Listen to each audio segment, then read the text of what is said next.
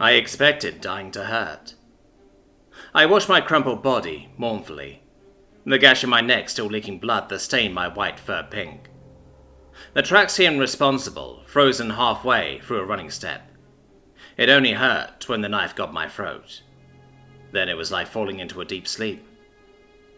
I started to sob. Mum was probably waiting for me at home with dinner, a dinner that would grow cold with my body. A soft hand lighted upon my shoulder, and I looked up with puffy eyes into a hood filled with darkness. A soft, sympathetic voice echoing from within. I am sorry, but it's your time. Do not be afraid to mourn those you leave behind. My voice crackled as I spoke. Are you Death? The figure's hood dipped in a solemn nod. Yes, I am Death.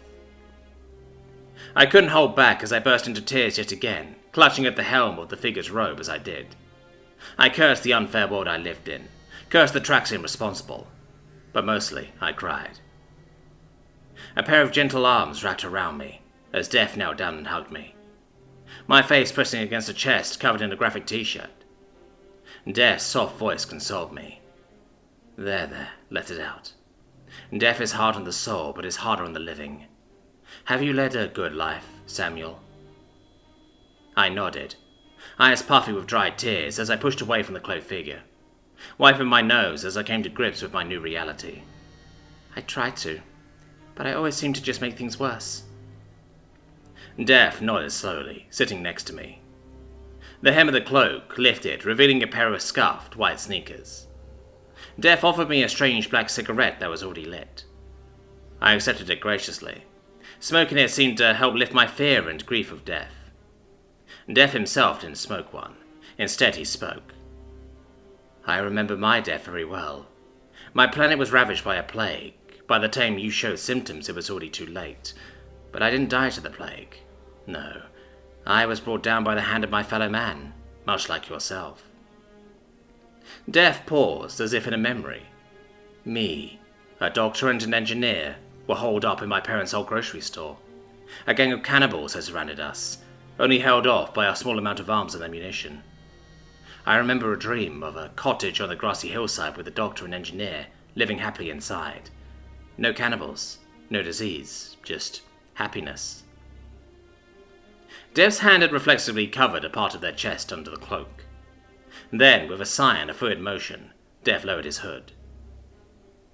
A young human boy, no older than myself at 16, gazed at my body with me, a melancholy look on his face. I'd been gut-shot. At the time I had the dream, I was pretty much already dead. But for a few minutes I had clarity. I knew my life was worthless if I just laid there. Tears came to Dev's eyes, to my immediate surprise. So I told them to take the sewers and go, leave me behind to cover their retreat. A smile broke through the tears. I killed every last one of those bastards that tried to eat us.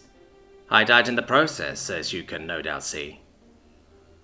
Standing, Dev offered me a hand, a sympathetic, sad smile gracing his lips. We've got a long journey ahead of us. We'd better get started. I took Dev's hand and stood, letting him lead me from the alleyway and into the sun-soaked street. I relished the feeling of sun on my fur one last time as we stepped into the immaterium. The only indicator that we were still moving was a simple cobblestone path, stretching off into the darkness and disappearing. A question burned in my mouth as I finally gathered the courage to ask. If you're walking this path with me, then who walked it with you? Dev's face drooped slightly, his voice coming out as barely a whisper. I walked this path alone, laying the cobbles as I went. It took me a very long time to find where it ended, but when I reached that burning staircase at the end...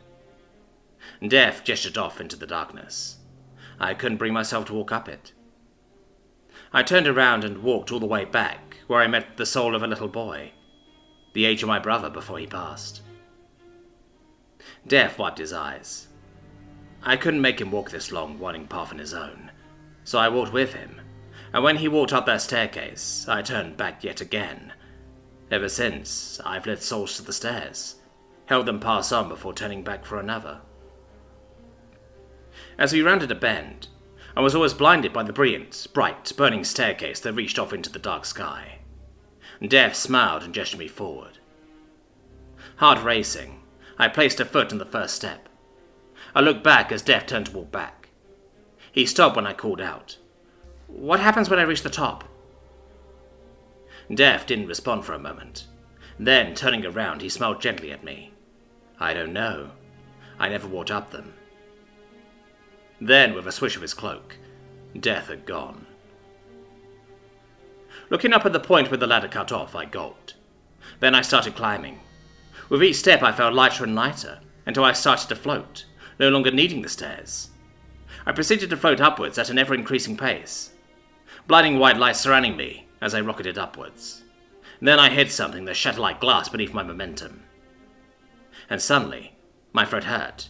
Like it really hurt. I opened my eyes, looking at the ceiling of the hospital room. Slowly I sat up, and my mother threw her arms around me, sobbing into my shoulder. "Mum? I thought I died."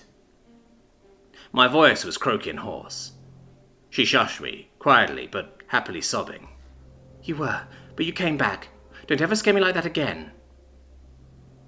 My eyes slowly fell on the corner of the room. A young teenage human in a cloak smiled at me, holding a freshly turned hourglass. I blinked, and he was gone.